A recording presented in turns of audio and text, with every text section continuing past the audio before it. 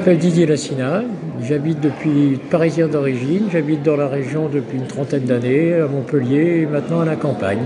Et je suis l'auteur du roman La Vie de la Fauve, qui est sorti en début d'année. Alors raconter mon roman c'est difficile parce que il y a des rebondissements à toutes les pages, il y a du suspense, il y a plein de choses, donc on ne peut rien en dire. À part dire que c'est un thriller palpitant. Enfin, une chroniqueuse littéraire qui m'a fait un retour de lecture m'a dit que c'était un roman noir, mais tout en légèreté. Et j'ai bien aimé cette formule parce que c'est ça. C'est-à-dire qu'il y a des meurtres, mais il n'y a pas du sang qui gicle de partout, c'est pas gore si vous voulez, mais ça peut être violent quand même. Donc c'est à la fois un roman noir avec des scènes de crime et des disparitions et des enquêtes policières d'un côté, mais c'est aussi l'histoire d'un écrivain. Enfin, l'histoire d'un type qui écrit son premier roman, plus exactement, qui se lance dans l'écriture sur les conseils d'un éditeur. Mais le type, il a envie d'écrire, mais il n'a pas beaucoup d'imagination. Mais par contre, il est entraîné dans des soirées, alors des vernissages, des différents types de soirées dans le milieu de la peinture. Et là, il y a des événements, des scènes de crime qui se produisent pratiquement à chaque fois qu'il est quelque part, qu'on l'emmène, paf, il y a un mort. Et donc, il se sert de ces événements réels dans l'histoire pour écrire son roman. Donc lui, il attend la suite de l'enquête, il suit les policiers pour savoir où ils en sont.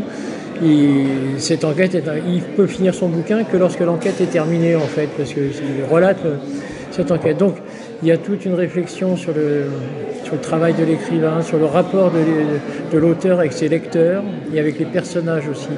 Puisque certains auteurs arrivent à un stade où la vraie vie ne compte plus, ils vivent avec leurs personnages et les gens de la vraie vie, entre guillemets, sont de la matière pour écrire en fait. Voilà, donc ils renversent. Donc il y a tout un travail là-dessus, toute une réflexion à travers des discussions entre ce jeune auteur et son éditeur. Et que vous dire de plus que c'est un... Je sais pas, j'ai un trou là.